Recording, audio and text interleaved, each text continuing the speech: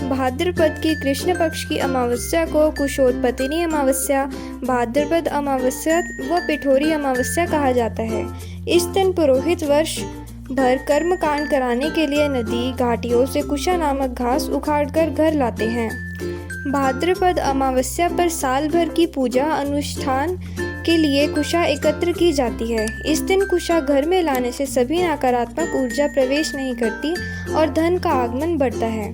कुशा तोड़ते समय इस बात का ध्यान रखें कि इसकी पत्तियां टूटी नहीं हो और किसी शस्त्र या लोहे से इसे ना तोड़ें। धार्मिक कार्यों, श्राद्ध कर्म आदि में इस्तेमाल की जाने वाली घास यदि इस दिन एकत्रित की जाए तो वह वर्ष भर तक पुण्य फलदायी होती है। बिना कुशा घास के कोई भी धार्मिक पूजा निष्फल मानी जाती है, इसलिए कुशा घास का उपयोग हिंदू पूजा पद्धति के प्रमुखता से किया जाता है।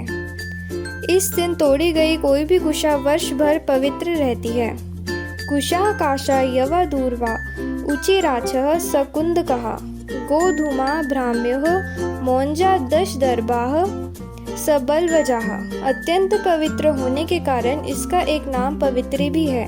इसके सिरे नुकीले होते हैं। कुशोत्पतिनी अमावस्या के दिन कुशा को निकलते समय यह ध्यान रखना चाहिए कि कुशा को किसी भी औजार से ना काटा जाए। इसे केवल हाथों से ही निकालना चाहिए और कुशा घास खंडित नहीं होनी चाहिए, अर्थात घास का अग्र भाग टूटा हुआ नहीं होना चाहिए। कुशा एकत्रित करने के लिए सूर्योदय का समय सर्वश्रेष्ठ माना गया है। ओम हुम हुम फट मंत्र का उच्चारण करते हुए उत्तराभिमुख होकर कुशा उखाड़नी चाहिए। दाहिने हाथ से एक बार में ही कुशा को निकालें। ऐसा माना जाता है कि जब सीता जी पृथ्वी में समाई थी तो श्री राम जी ने जल्दी से दौड़कर उन्हें रोकने का प्रयास किया, किंतु उनके हाथ में केवल सीता जी के केश ही आ पाए। यह केश राशि ही कुशा के रूप में परिणत हो गई। हिंदू धर्म में अमावस्या तिथि को पितरों के लिए किए जाने वाले श्राद्ध कर्म, तर्पण, पिंडदान आदि के लिए विशेष माना जाता है। यह तिथि दान पुण्य, काल सर्प दोष निवारण के लिए भी महत्वपूर्ण मानी गई है।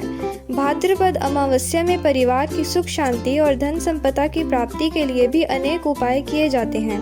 भाद्रपद अमावस्या को पिथौरा अमावस्या भी कहा जाता है, इसलिए इस दिन देवी दुर्गा की पूजा की जाती है। कहा जाता है कि इस दिन माता पार्वती ने इंद्राणी को इस व्रत का महत्व बताया था। विवाहित स्त्रियां द्वारा संतान की प्राप्ति एवं संतान की दीर्घायु के लिए देवी दुर्गा की पूजा की जाती है।